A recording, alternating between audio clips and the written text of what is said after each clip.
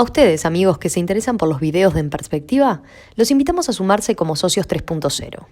Queremos que nuestros servicios digitales sigan abiertos a todos, pero para que eso sea posible, es necesario contar con un pago mensual de aquellos que puedan hacerlo. Más información en enperspectiva.net/socios.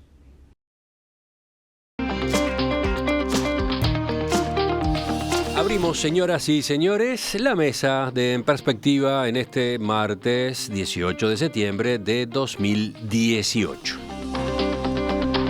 Hoy es mesa de análisis internacional. Vamos saludando entonces a Susana Mangana. Buen día. Muy buenos días, Emiliano. Más cerca del micrófono, a ver si te escuchamos bien, porque tenemos algunas subidas y bajadas con los volúmenes. ¿Ahora? Repito, muy buenos días para todos. Muy bien, seguimos. Javier Bonichesaus, buen día. Muy buenos días a todos. Gustavo Calvo. Encantado de estar acá y gracias por la invitación. Y del otro lado del océano, sigue, ¿no? Sigue allá. En cualquier momento vuelve, pero sigue allá en París, Leonel Harari. Buen día, buenas tardes.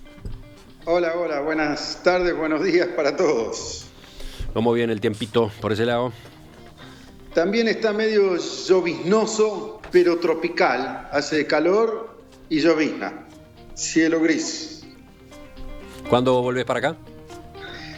El fin de semana que viene estoy por ahí. Ah, bueno, en la próxima te tenemos en el estudio. Espero que sí. Vamos al primero de nuestros temas.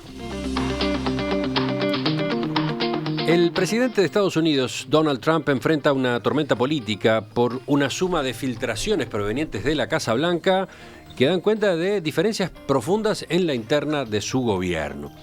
Esta crisis comenzó hace un par de semanas cuando el New York Times publicó un artículo titulado "Soy parte de la resistencia dentro de la administración Trump".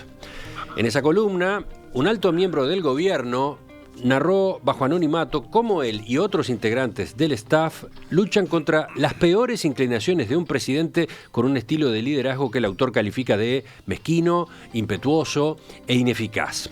Después de la publicación de esa nota, Trump redujo su círculo de confianza en la Casa Blanca y además pidió al fiscal general Jeff Sessions que iniciara una investigación para encontrar al responsable de esa filtración.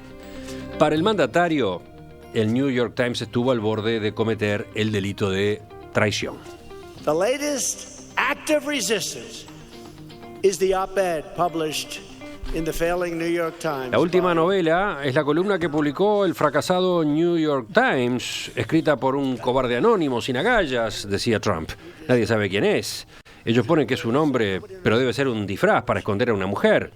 En aras de la seguridad nacional, el New York Times debería publicar el nombre de ese autor. Los reporteros del New York Times deberían investigar quién es. Eso sería una buena idea. His name at once. I think their reporters should go and investigate who it is. That would actually be a good scoop. Pero la cosa no terminó allí.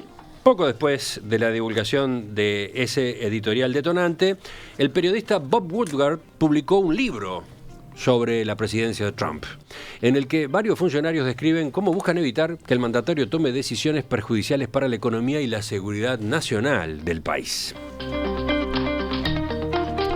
Bueno, ¿cómo han estado siguiendo este nuevo capítulo de la saga Trump? Empezamos con Gustavo. Sí, a modo de titular, porque después me gustaría tener algún minuto para desarrollar uno de los temas.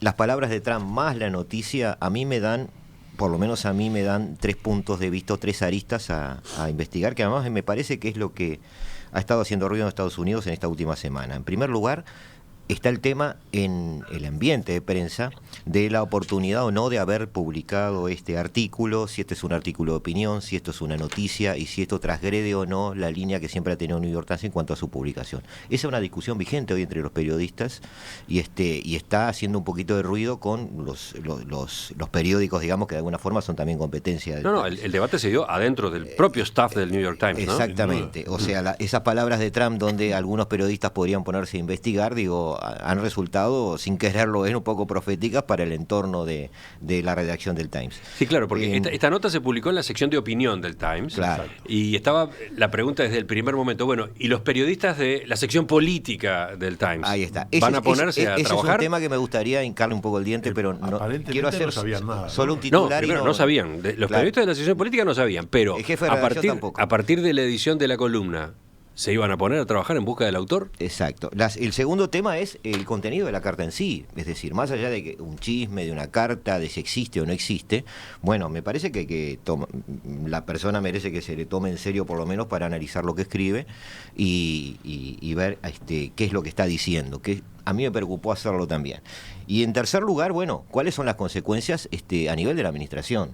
Obviamente hay un punto de vista demócrata, hay un punto de vista republicano, hay un punto de vista republicano minoritario dentro del Partido Republicano, hay un punto de vista de la prensa, hay un punto de vista de la prensa afín a Trump, hay un punto de vista de la prensa en contra de Trump. Es decir, todas esas consecuencias quizás no son las que están más claras en este momento, pero es otra arista a tocar. Me parece que esas son las tres cosas que habría que revolver un poquitito. Susana, vamos con tu primera intervención. Bueno, a mí me parece que evidentemente, es decir, que se asusten hoy o que se preocupen por el carácter colérico, por la forma o el estilo de hacer política y de ejercer su liderazgo Trump, no corre, ¿verdad? Esto ya era bastante evidente, o tendría que haberlo sido para aquellos que no son solamente los votantes que lo eligieron, que pueden no estar tan cercanos a él, sino aquellos que se mueven en el ámbito político. Ahora, a mí me parece sumamente grave, acabo de escuchar esas declaraciones gracias al audio que habéis puesto, y realmente es tan misógino, o sea, que diga que esto debe ser una mujer disfrazada de hombre, no me ha conocido, ¿no? Jamás me tendría que disfrazar yo de hombre para decir lo que opino, o sea,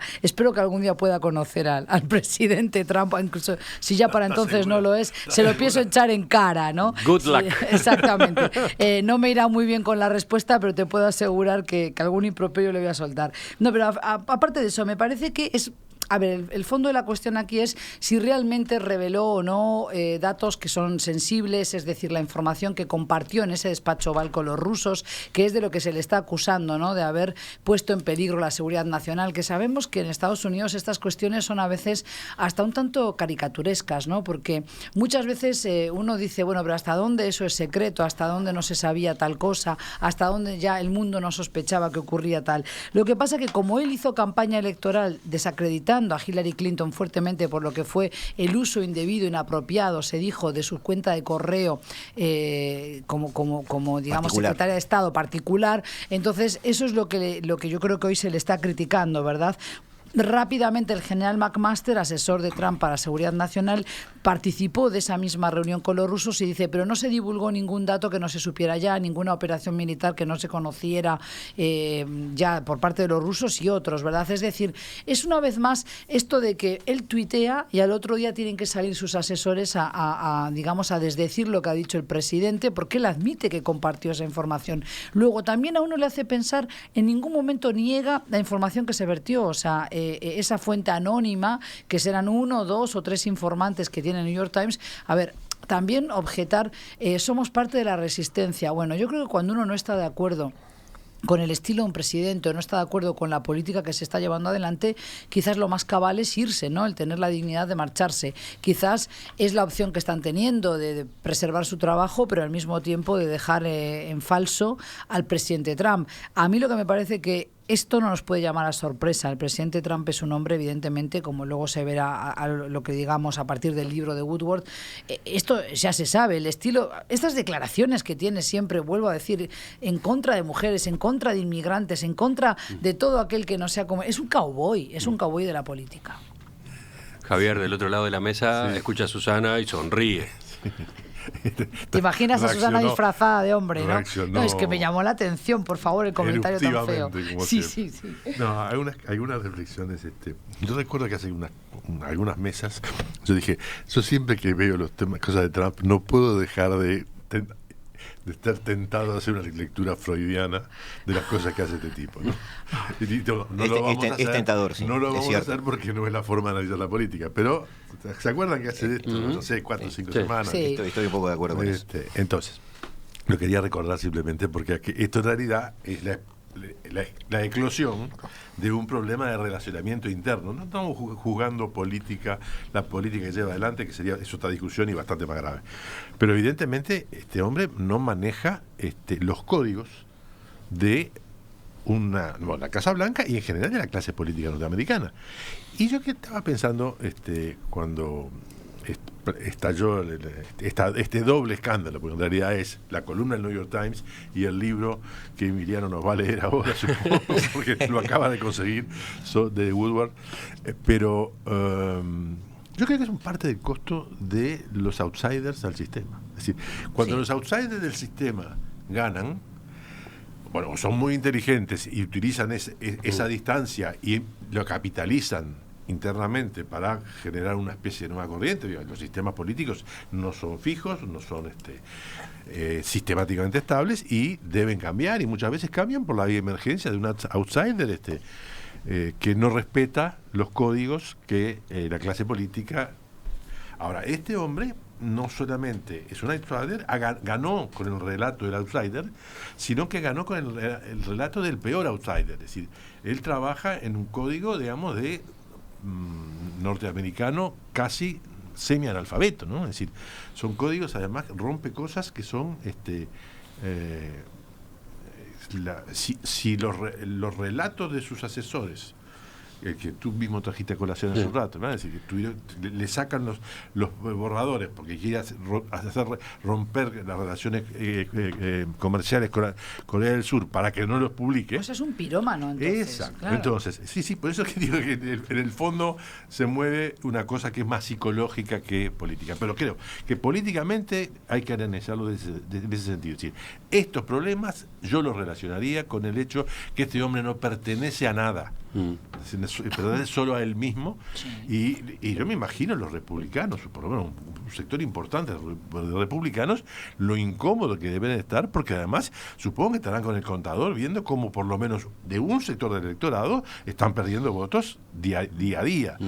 No estoy seguro que todos, pero de todo el electorado. Pero aludiendo a lo que mencionaba recién Javier, el libro de Bob Woodward que tengo acá arriba de la mesa y que todavía no terminé, pero algo estuve leyendo, es muy potente, es muy impresionante en algunos de los capítulos. Para empezar, el prólogo. En el prólogo cuenta una anécdota, entre comillas, en principio desconcertante, y la cuenta con mucho detalle, con mucha precisión, ¿no?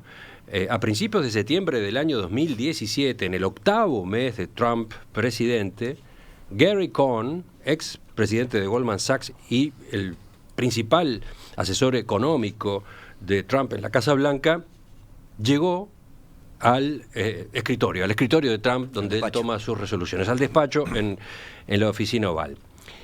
¿Y qué se encontró? Una carta en borrador de una página dirigida al presidente de Corea del Sur, en la que se planteaba el final del acuerdo de libre comercio entre los dos países, Estados Unidos, Corea del Sur. Bueno, el capítulo sigue después contando el análisis que hizo este asesor, Gary Cohn, primero de su sorpresa, de su perplejidad, y segundo de las consecuencias que podía llegar a tener esa ruptura comercial con Corea del Sur, especialmente en materia de seguridad para Estados Unidos, toda la infraestructura militar que Estados Unidos tiene en Corea del Sur, que entre otras cosas le permite detectar a tiempo, muy a tiempo, el eventual lanzamiento de un misil con destino a la costa de Estados Unidos, etcétera. Horrorizado, ¿qué hizo? Sacó la carta, sacó el borrador de arriba del escritorio de Donald Trump y lo guardó en una carpeta azul titulada Keep. Y entonces le contó después a otra persona, robé el borrador de la carta del escritorio. No quería que Trump lo viera. No lo va a ver nunca. Tenía que proteger al país, dice entre comillas, a la persona con la que habló. Y luego sigue que en la anarquía y el desorden que es la Casa Blanca, y que además pautan la cabeza de Trump, el presidente nunca se enteró de que esa carta faltaba. Se olvidó de la carta. Y sigue, ¿no? Después continúa con otros pormenores. Y además publica, para que no quede duda, publica a páginas siguientes la reproducción de ese borrador que se llevó ese asesor del escritorio de Donald Trump, ¿no? Acá tenemos a un asesor jugando ese papel que el propio autor de la columna anónima en el New York Times explica, ¿no? atenuar, limar, desactivar algunas de las acciones y de las ideas más irresponsables de Trump. Matar al Assad, por ejemplo, ¿no? Seguimos. Vamos a Leo. Sí, me estaba muy entretenido con todo, escuchándolos a ustedes. Yo creo que aparte de todo el fast Freud que podamos hacer y los aspectos anecdóticos, que son muchos y muy entretenidos, hay dos cosas que me parece que pueden servir para el análisis. La primera es que Bob Woodward es el periodista de investigación más prestigioso de los Estados Unidos. Tiene 2 premios Pulitzer, es junto con Carl Bernstein los que llevaron adelante la investigación de Watergate, es también el autor de varios libretos de películas que han sido muy importantes, como Los hombres del presidente. Es un tipo extremadamente prestigioso que se ha dedicado desde hace 8 presidencias, es decir, desde Nixon en adelante, a escribir cada presidencia un libro sobre los interiores de la Casa Blanca, ya que es alguien a quien la gente se le confía. El jefe de la CIA decía, si él hubiera sido un funcionario de la CIA, hubiera sido el mejor, porque hace hablar a cualquiera. Es un tipo particularmente confiado, confiable y respetado en los Estados Unidos. De manera que el libro tiene una buena garantía, digamos, de veracidad. La primera cosa. La segunda cosa es que coincide con el op-ed, el artículo que salió en el New York Times. Básicamente, los dos reflejan el problema del caos en la Casa Blanca y la personalidad del presidente. O sea que podemos decir bastante tranquilamente que no es un problema de opinión, es más bien un problema de información. Tenemos en la Casa Blanca un señor complicado. Otra cosa que quería decir es lo siguiente. ¿No? Complicado y discreto. Sí, está bien. Una palabra menos uruguaya, Leo. Lo de complicado y complejo me tiene ya patilluda, como dicen aquí. Pero estás manteniendo la línea, está bien. Es cierto lo que dice Susana, usamos demasiado la palabra complicado. Cuando la gente no quiere explicar algo te dice, es que es muy complicado. ¿Y qué tal? No, es que es muy complejo. Tú puedes más, a esto Leo. vengo. Ese es mi objetivo. Ahora vengo a desmenuzar un poco esa complejidad de la siguiente manera. El señor Trump llega al poder con una alianza entre una base populista con una ideología fabricada por lo que ellos, los americanos, llaman la derecha alternativa, de las cuales el mejor representante es Steve Bannon. Y la otra parte de la alianza son los conservadores republicanos. Hay que recordar que él en su discurso empezó a integrar todo tipo de señales a los evangelistas, que son una parte importante de los conservadores republicanos, y a la National Rifle Association, los famosos defensores del uso de las armas en cualquier situación. Y cuando llega a la Casa Blanca, se apoya en estos dos sectores. Los primeros funcionarios que elige no son republicanos conservadores, sino son de la banda de la extrema derecha, que tiene que ir echando uno a otro porque hacen cuestiones que no son legales, o mienten, o tienen antecedentes penales, y es otro tema que podemos entrar cuando quieran, pero hay que reconocer que para un señor que se hizo famoso en la tele con El Aprendiz, es decir, reclutando gente, él reclutó delincuentes, independientemente de que sean o no cómplices. Tiene en estos momentos 8 tipos en la cárcel, de sus primeros asesores. Entonces, este es el Leo que yo conozco, ¿viste? Ahí está, bien. Este es el Leo que yo conozco, dice usted.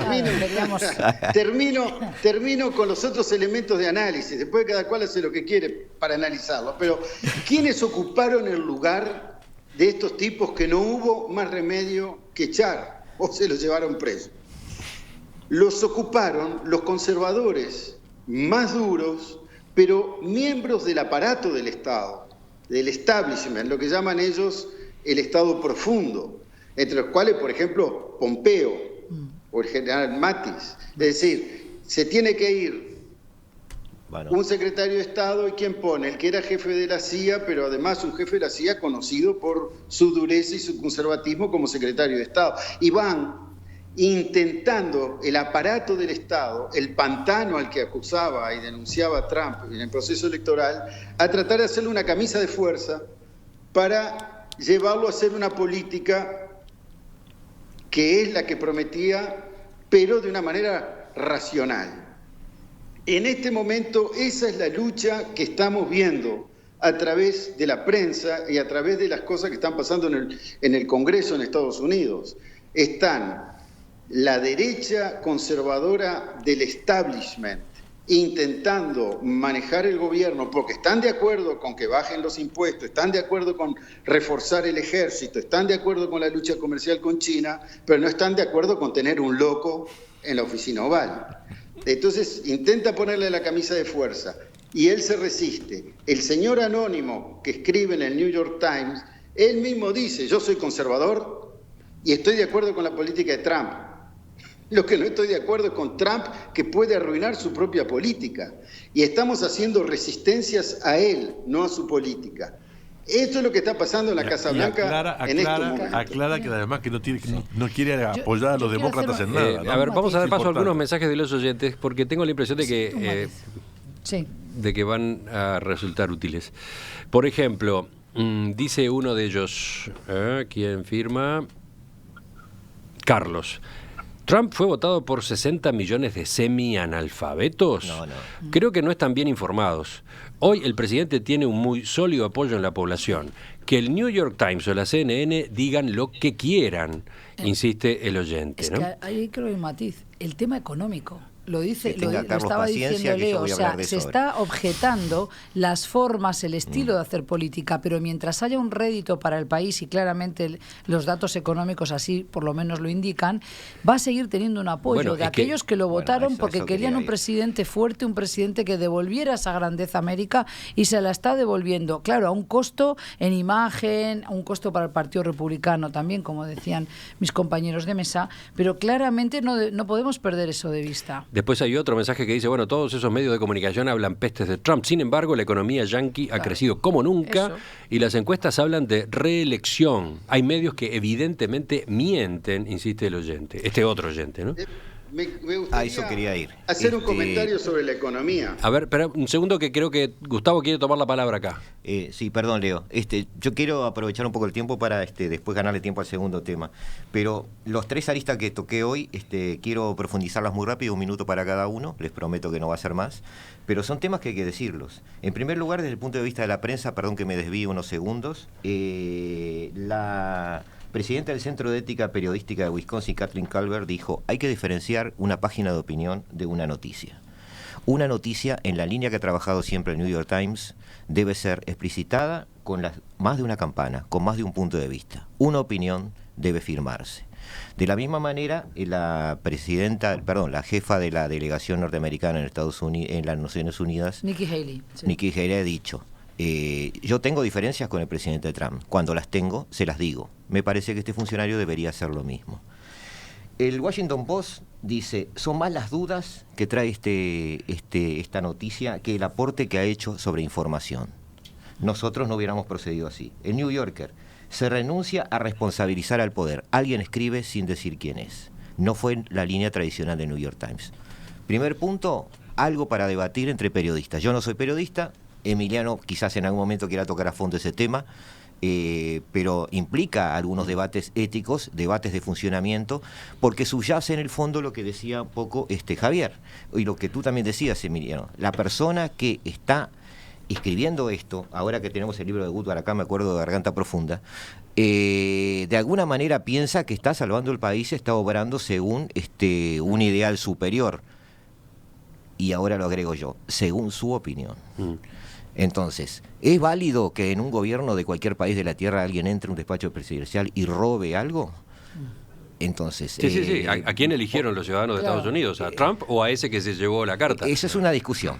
Quiero pasar rápido a las siguientes para yo después darle No sé si es un comentario. Bueno, cómo no. Estás autorizado.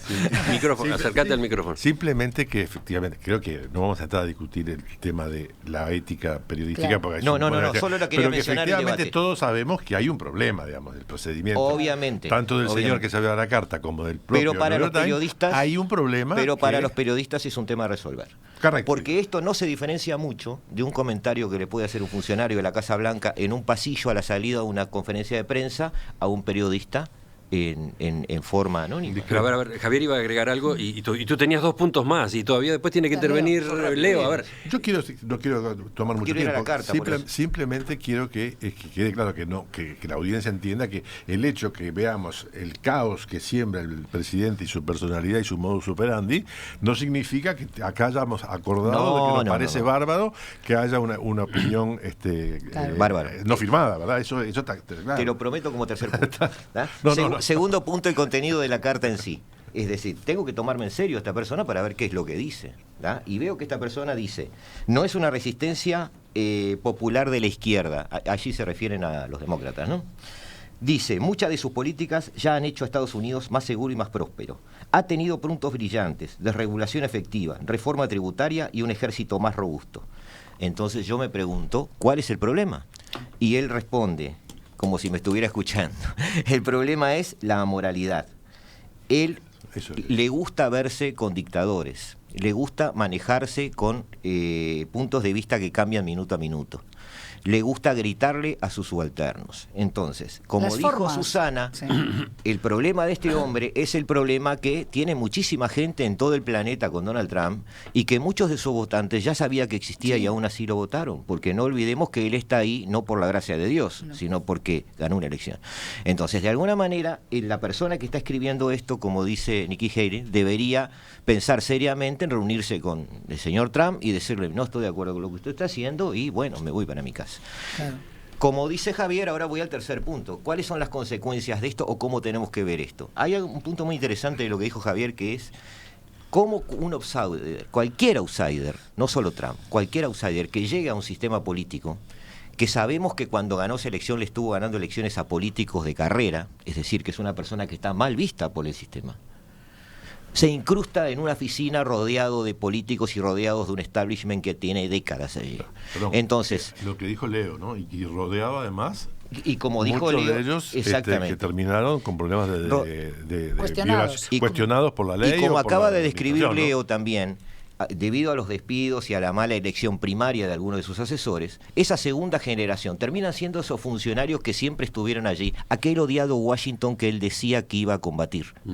Entonces, de alguna manera, Trump está frente a una encrucijada cotidiana, no está siendo aceptado en sus maneras o en sus modos, como dice Susana, pero hay un hecho que es irreversible. Es decir, en este último trimestre, Estados Unidos creció un 4%. Por eso, y eso es lo que le va a Las seguir dando exportaciones reelección. crecieron un 9%. Y bueno. Por primera vez en una década el desempleo bajó del 4%. Es decir, de alguna manera... Y no es menor, Gustavo, que uno habla con inmigrantes, por ejemplo, argentinos, uruguayos, que van y vienen de Estados Unidos aquí a visitar familia y te dicen, estamos mucho mejor, hay más trabajo, se paga mejor o tenemos economía más saneada. O sea, que en el fondo es lo que la gente, que no es semianalfabeta, yo quiero corregir, o sea, seguro que Javier no lo quiso decir en ese sentido para nada, lo quisieron agarrar y sacar de contexto.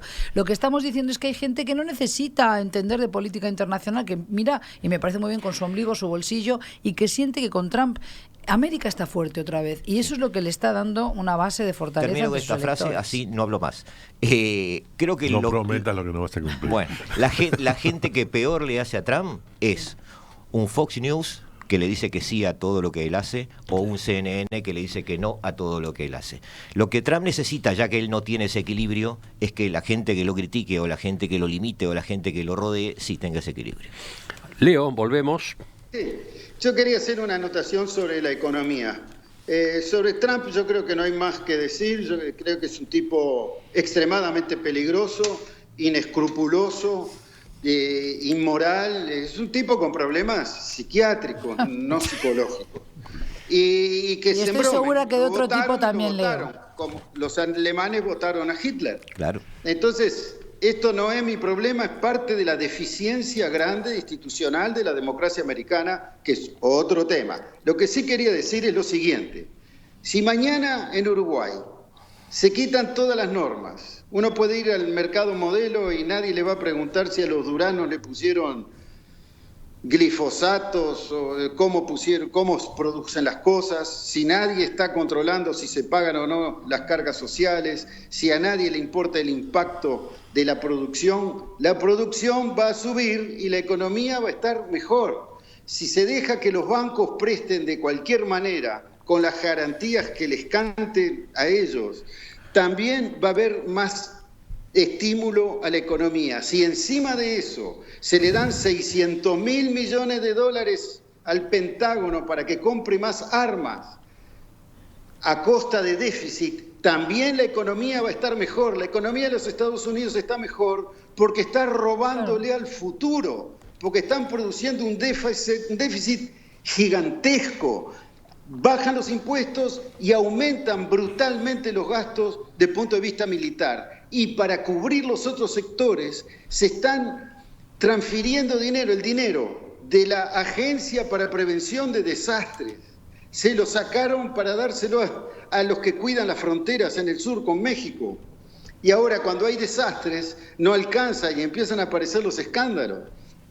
Están comiéndose el futuro, bajando las normas, bajando los controles, dejando que se vendan los árboles de los parques naturales, que se abran pozos de petróleo en donde hay zonas que son de un enorme valor natural, que se pesque en lugares donde después de 3 años, 4 o 5 temporadas de pesca no va a quedar un pescado.